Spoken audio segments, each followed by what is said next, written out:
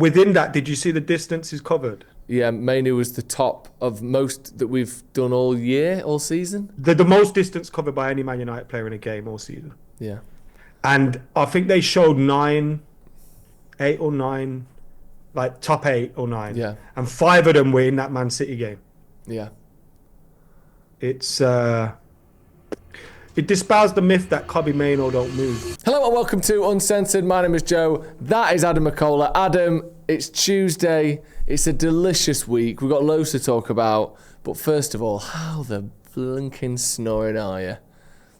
I'm good, man. You know what, Joe? I've been through the wars these last couple of days, you know. What? Yesterday, yeah. You know what? I'm back, you know, Joe. I feel better. Like, I'm just back. Like, I'm back, yeah. So the other day, I was at home. United had beaten City. I was feeling nice about myself. I was feeling myself, some might say. Feeling nice.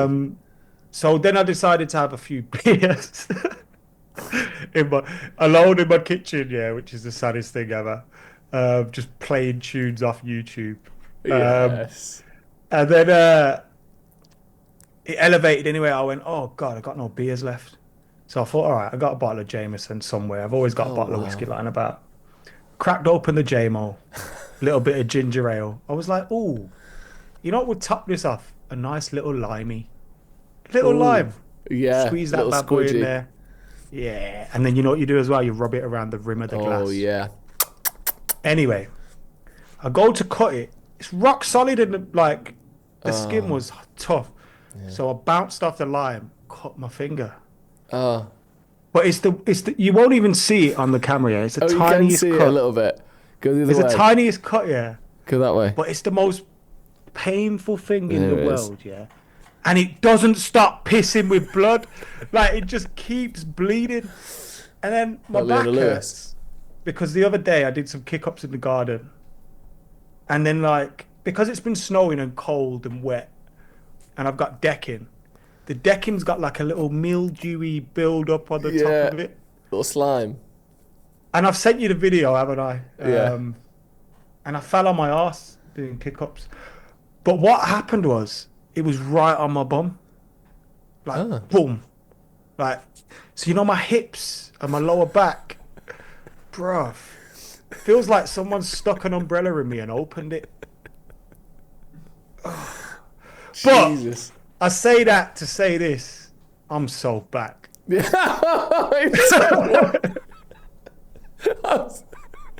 So you got a cut finger, a bruised arse, and you're so back. But you know, like, if that happened 2 weeks ago, I think I would have just been like, all right, the third thing is me driving off a bridge. Oh, yeah, of course, yeah. But now it's like, this is life. This is great. This is great. Sent my friends a video of me falling over. Yeah, you sent it straight away. Yeah, it was like, it had the time in the corner. It was like 2 minutes later when I sent it to you. It just happened. It literally just happened. You were so giddy. Wait, is that after you'd had those Jameson? No, I was sober when that happened. Okay, cool. Yeah. It's just nice though, isn't it? It's amazing that one result and one game can do that. It's not the result, you know. Come on. Well, it is the result. But we battered them, Joe. Should have been 6, 7, 8. Yeah. Like, that's not even a... No. We had the ball in the net 5 times. That's mad, isn't it?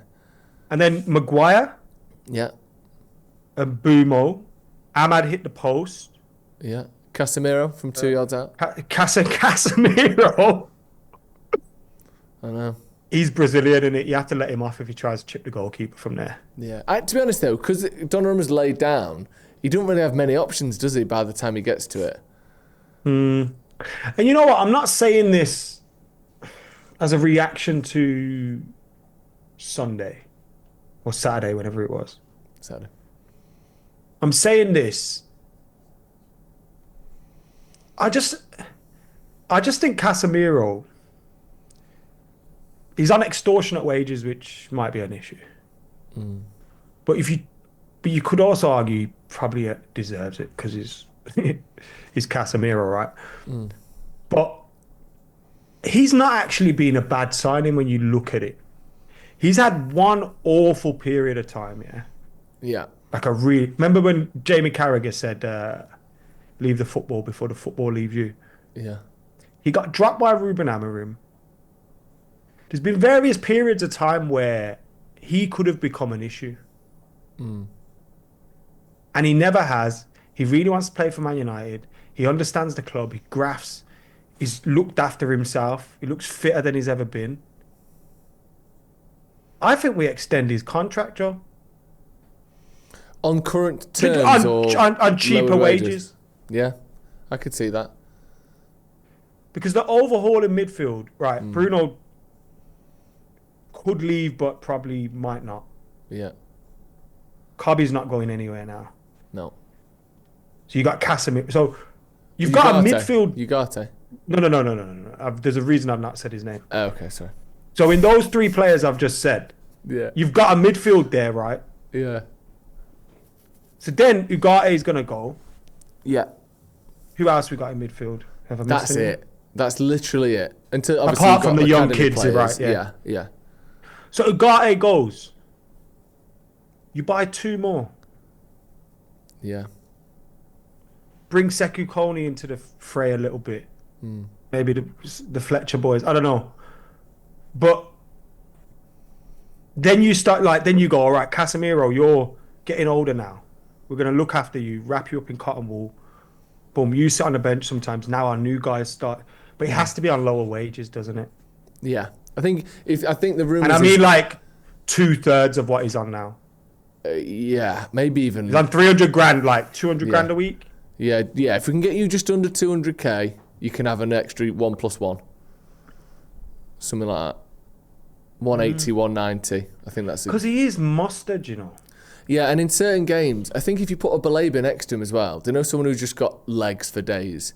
Or like an Anderson or someone who... Kobbie, bruv. Well, Kobbie maybe. Maybe Kobbie. Did you see the... By the way, I know I just kind of criticised Carrick for some of his comments on Casemiro, yeah. Yeah. But his breakdown of Man United with Thierry Henry was unbelievable. Excellent. But within that, did you see the distances covered? Yeah, Mainoo was the top of most that we've done all year, all season. The most distance covered by any Man United player in a game all season. Yeah. And I think they showed 8 or 9, like top 8 or 9. Yeah. And 5 of them were in that Man City game. Yeah. It's it dispels the myth that Kobbie Mainoo don't move. Yeah.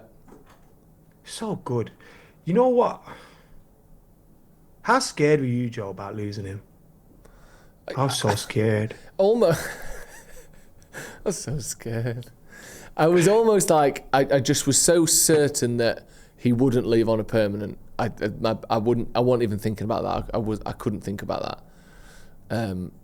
I just thought on a loan it's a sad state of affairs, but we'll see him again and this will work out somehow. But I never thought he'd leave permanently because that would just be too ridiculous, absurd.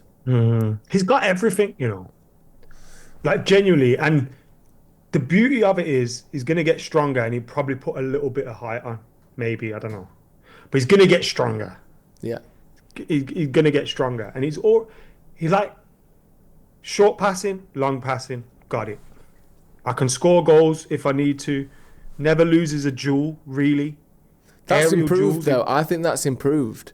Yeah. I think that's one of the things of course he'll improve. Yeah. But that's good. I think that's one of the things that when you're looking at... Also, when you play with 3 in midfield, it makes it so much easier straight away to get Makes in it. Casemiro's life easier as well. Yeah.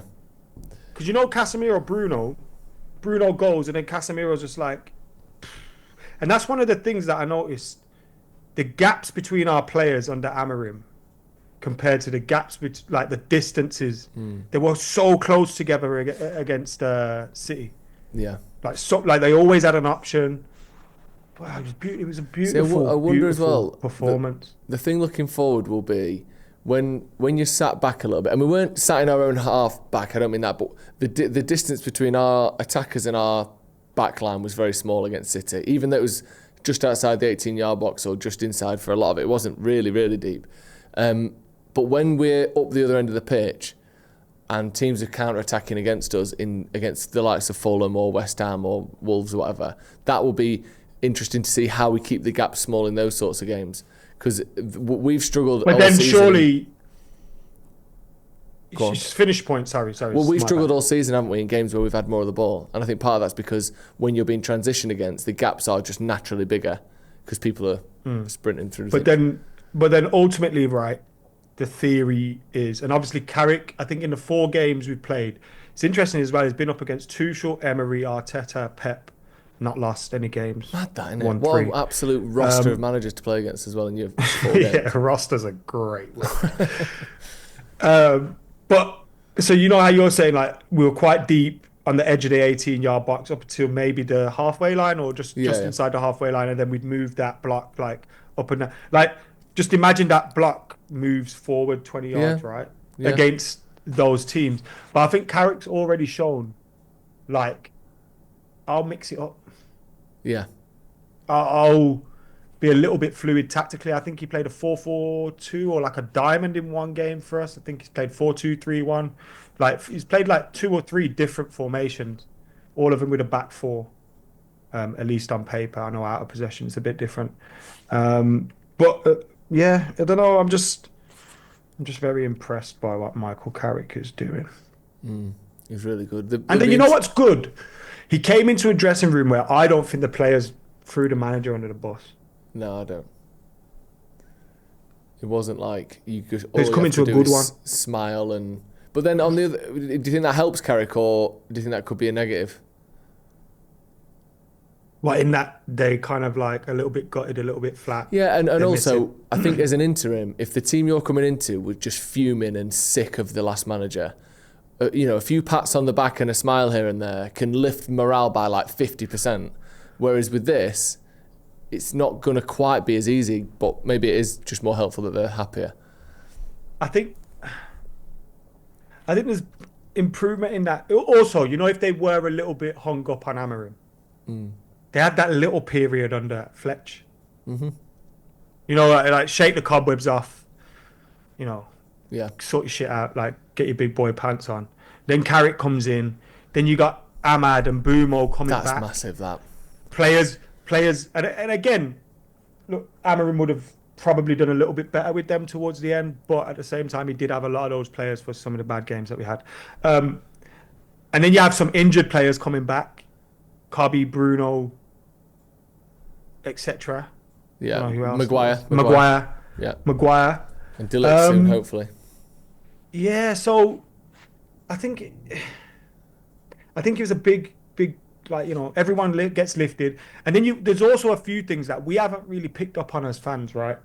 Like Patrick Dorgu, again, it's all in hindsight and the reports come out later and stuff like that. But we've heard reports that, some people within Carrington weren't happy with the way that Amorim was talking about Patrick Dorgu and the kind of things he was saying. And then you look at the way he was using him at times in so many different positions and maybe not using him to his best strengths. And then Carrick comes in and it's immediately, you're playing where you're best. Kobbie Mainoo, you're in a midfield 3, you're comfortable.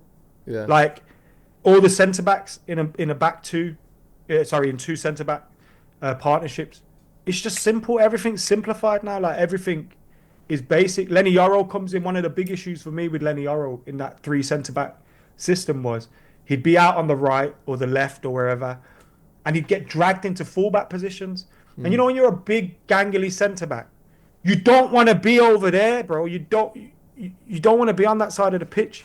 I remember, I think Lenny Yoro was better than him, but I remember Smalling being in some of those areas and even starting at right back at times, and it was just like, oh my God, you'd never want to see a tall centre back.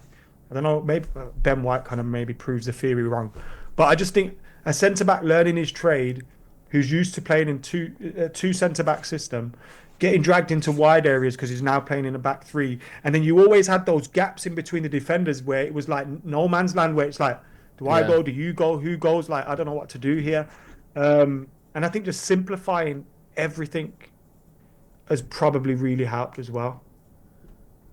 Yeah. It's mad. It's just because obviously there can't have been a massive tactical, like, flooding of knowledge and information because it's only been 3 days.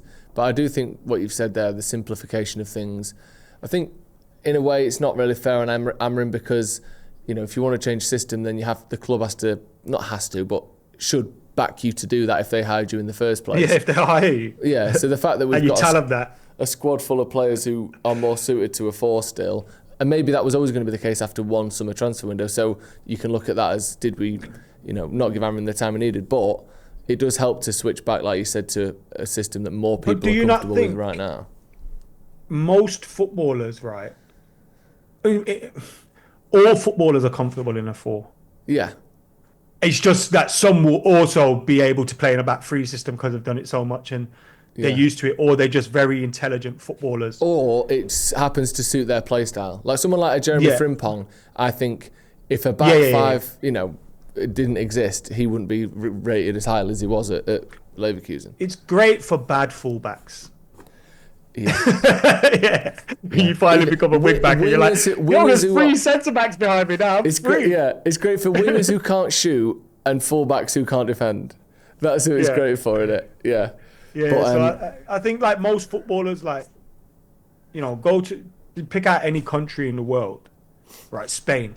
Yeah. Most of the time you're playing in a back 4. Yes, so this tiki-taka shite, but you're playing in a back 4. Germany, I know you see a lot of back 3 systems, but I think grassroots level, like, and coming through the systems and the academies and stuff like that, you're going to be playing back 4s most of the time. Everyone's going to be used to that. So I don't know. You know what I hate, Joe? What? Carrick looks good as in a suit and that, man. I think this is the problem for me sometimes. You know how sometimes I say about these kids that say like, oh, look at Calafiore's aura, and I'm like, bruv, chill. You just fancy them, innit? You just finding a cool way to say it. Yeah. I think I'm one of those kids. So, because you know what, like, most of the thing about why I liked Amrin was fancied him in that. He didn't wear a suit, but he had a little bit of swag about him. Yeah. You see Michael Carrick coming out in his nice little jacket suit. Yeah. You know, once they put that United crest on as well. Oh, mate, that's game over, isn't it? I'm fucking sold. You're like, remember Ryan Giggs walking out with that? Remember Ryan Giggs? Yeah, that was Bring up a picture of Ryan Giggs on the sidelines in his suit. Let's have a look. I might have a look as well. I might have to go to the toilet. We encourage everyone at home to have a look. Google Ryan Giggs, interim manager, Man United. And then click on images. Look at that one where he's tapping his watch. Oh, look! Oh, he's coming out the look at the that. tunnel. That tunnel. I look at that and go, he's going to win the Champions League? Let's have a look. Yeah, that's the one. It's more a question of how many Champions Leagues is he going to win, isn't it, at that stage? It's just... Yeah, it was right. And I think players are like got that too.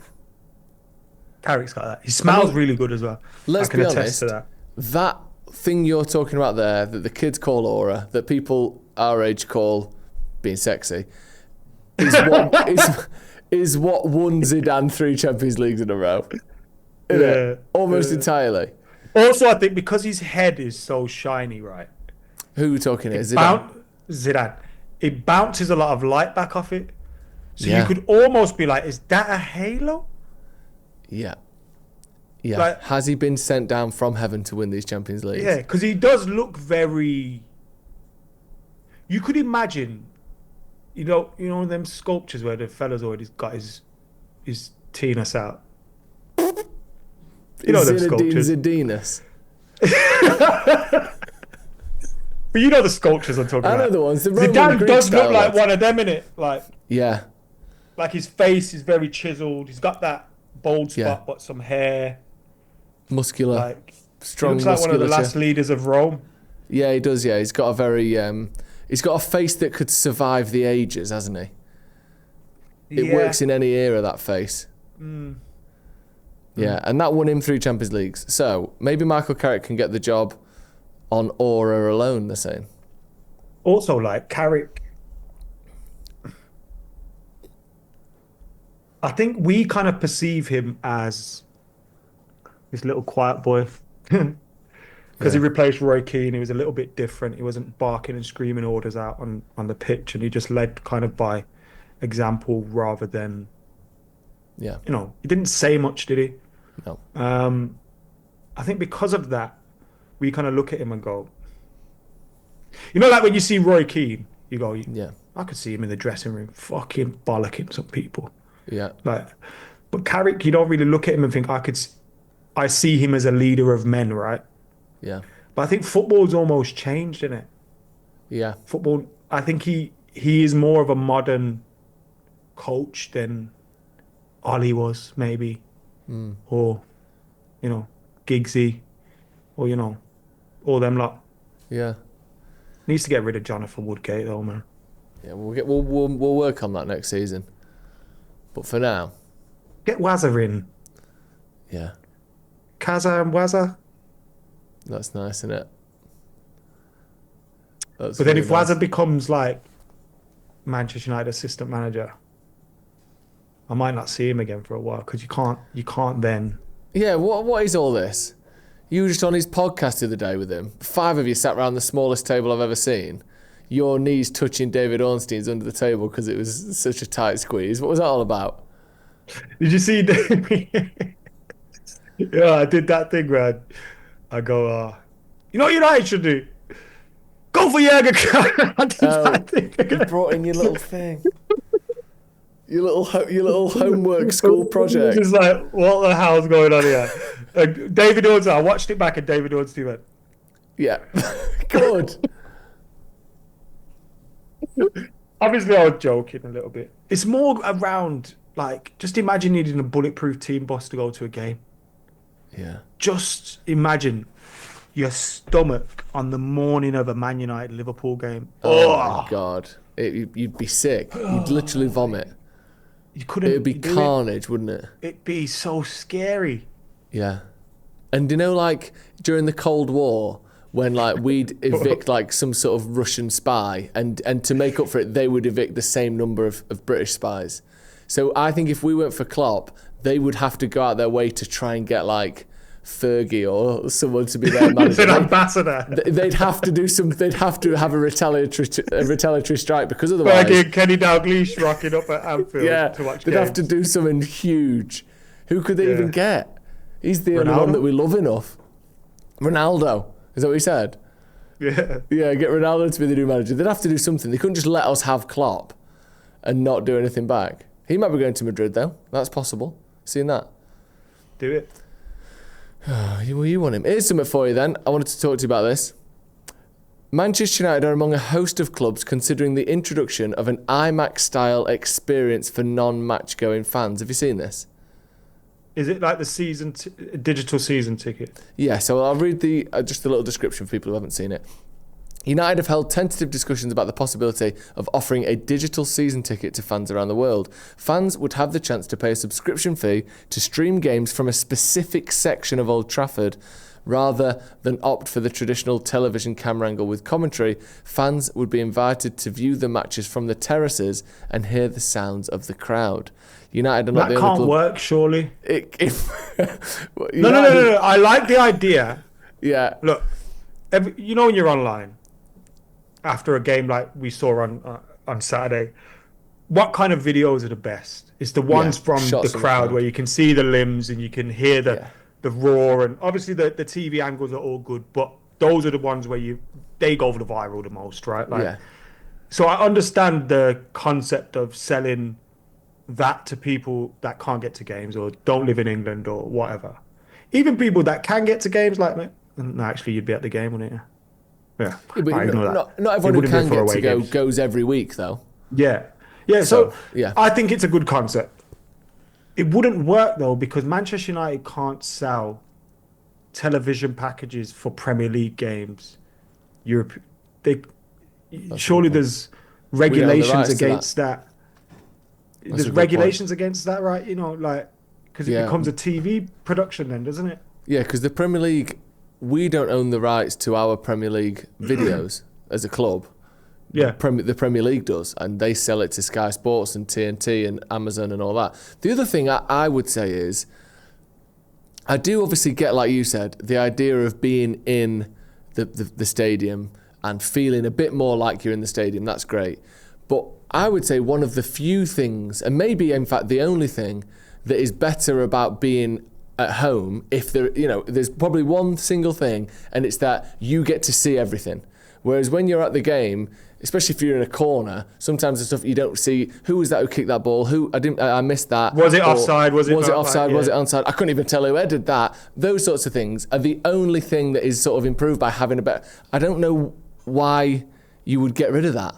Because at least if you're at home... Maybe you still have replays and stuff, though. Yeah, maybe you still have replays. Because you could still, you could still show a replay of something. Yeah. But how good but would I just the camera don't see have it to working. be?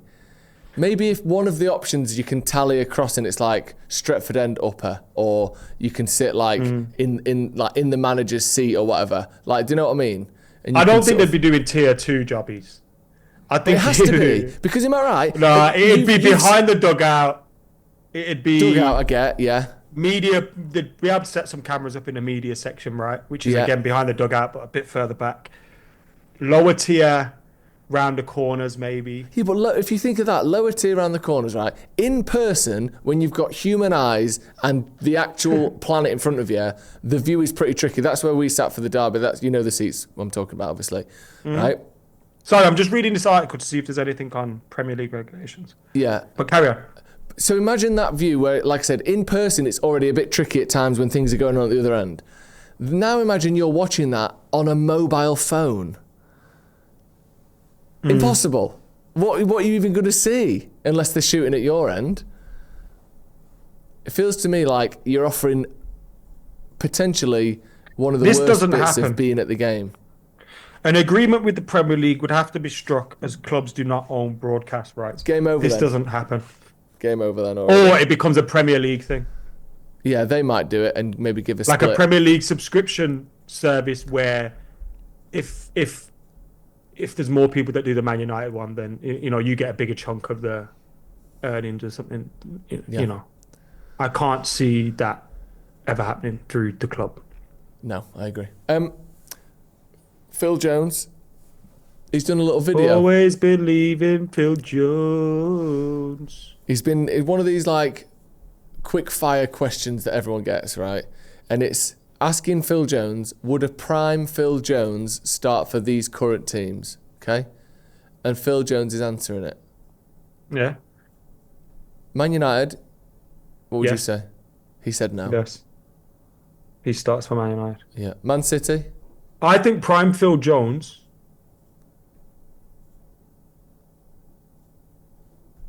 might be our best centre-back. Wow, really?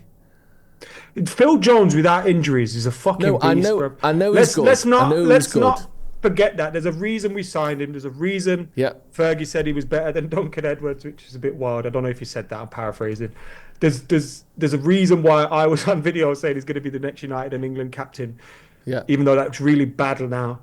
He was an immense talent. He could pass the ball. He was quick. He was a leader. He was strong. Could head the ball in the opposition's box, in his own box. He could tackle. He put his body where people wouldn't put their foot. He was an unbelievable player who had a horrible time with injuries, and my heart goes out to him. I completely agree with all of that. And he starts for Manchester United right now. I think he probably starts for Manchester United right now, yeah. I agree with that. But I do think part of what was so good about him was his potential that he never got there, obviously. But we got to see performances he's still got a very good player, but I think was it Real Madrid under Fergie where he was fucking immense. It might have been Champions League. The nanny game. Fergie's last one. Yeah. He also I'm going to list some teams and you say whether he starts for these when he was in his prime. So United, yes. Man City right now. Yeah. Liverpool. Alongside Van Dijk, Yeah, 100%. Arsenal. Probably not. Saliba and Gabriel are very good. So I think he arrives there, they're the starters, and then I think he earns his spot. Love that. Chelsea. Come on. Fucking. Yeah. Me and you start for Chelsea at the back. Tottenham. I think he's John Terry. Yeah. Yeah. Oh, Because when they're fit, Romero and Van der Ven aren't bad, are they? But Romero's a fucking idiot. Phil Jones starts first. Yeah, Phil Jones and Van der Ven. Real What Madrid, did Phil Jones say? he said United no, City no, Liverpool no, Arsenal no. I don't know. Honestly, I know he's being modest. I don't know how he doesn't think he's better than Konate. Yeah, he's better than Kanai. Clearly better than Konate. Chelsea said yes. Tottenham he said yes. Real Madrid. Who's it, Rudiger and... I'd say no, but... Yeah, No. they've got thingy as well, haven't they? They've got Alaba. They've got, what's his name from Bournemouth, who went there. Oh, yeah. He's better than him. Yeah, he is better than him. What's his name? The Phil Jones that left Blackburn and joined Man United and first few years at United. Immense. Dean Howson. Barcelona, probably not. PSG? Yeah.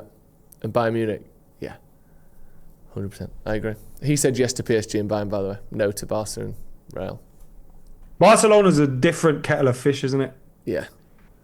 You got to be You got to be a a different bit player. sexy, completely, a bit ain't you? nice, a bit, you know. Bit of aura, he's saying. But Phil Jones, put some respect on that man's name, please. Yeah. I completely agree. And shout out, Phil. What are you thinking for this Arsenal game then? I think we beat him. Yeah. It's going to be a more difficult game. We won't have the beauty of coming up against a defence like we did against City. You know, but Carrick will have something for them. Do you And think? Arsenal haven't been pulling up trees. The problem for us is City probably didn't expect that performance. Arsenal will be expecting it now. Yeah. That's true. You know what I mean? Yeah, that hurts, But doesn't it? we can go there. So I'll tell you a couple of facts. Yeah, go on. Hit me with some facts. Manchester United's Michael Carrick's Manchester United have beaten Arsenal 100% of the time. Love that. Mikel Arteta has never beaten a Manchester United side managed by Michael Carrick 0% times. of the time. Michael Carrick has a 75% win rate as Manchester United manager. It's the best That is all the greatest win rate of all time. Michael Carrick looks brackets great. min 4 games. Yeah, Michael Carrick looks great in a suit. Yeah. Well, that's Based on what you were saying Um, before, he looks great out of a suit as well because you liked him in his jumper, didn't you? Yeah. So if you could say that for me Carrick's- just in full. What was it? Michael Carrick looks great. I'll out of move a my suit. lips. You talk. Michael Carrick looks great out of a suit as well. Nice. There you go. Yeah. Michael Carrick has never lost a match as Manchester United manager. Oh, that's going to end one day, isn't it? No. Yeah, it is. Because if it doesn't end before the end of the season, he gets the full-time job and then at some point it ends. Imagine. It never ends. Just Michael Carrick forever. And he has one season, he wins it all, and he's like, oh, you know what? I'm done. I'm out. I'm out. Yeah. I'm out. Brilliant. What if he... Do you know what I'm scared of? What? Look, I think no matter what happens, if Luis Enrique is available, you get him. Yeah, I agree. I just feel like Thomas Tuchel, Yeah. I don't think Nagels, so. Maybe. can't have him rocking up to Carrington on a fucking skateboard. With a big checkered suit on. Yeah. How what I do mean? you do, fellow kids? Yeah, he's too Fucking wacky, hell. isn't he? He might be too Yeah. wacky for the job. Yeah. So apart from Luis Enrique, all these managers, I kind of go, Obviously, Thomas Tuchel, Nagelsmann, they're ahead of Carrick. Like, I'm not. Yeah, yeah. The fear I have is, let's say Luis Enrique is not available. And then we kind of go, we can't do this Ollie thing again. Yeah. We have to go for a manager. And we get Thomas Tuchel and it's just doesn't work. Yeah. And then we have that feeling of, we probably had him in Who's the right house, there? Who's right in the there? building. And then what if like he just ends up coming back like a year later? And it's all gone a bit weird and Yeah, it's gone now. It's like Ollie again. It's like, oh, Yeah, he's had a hair transplant and he don't quite have the same vibes. I think it can't be binary. Champions League football, Carrick gets the job. Yeah. That cannot be it.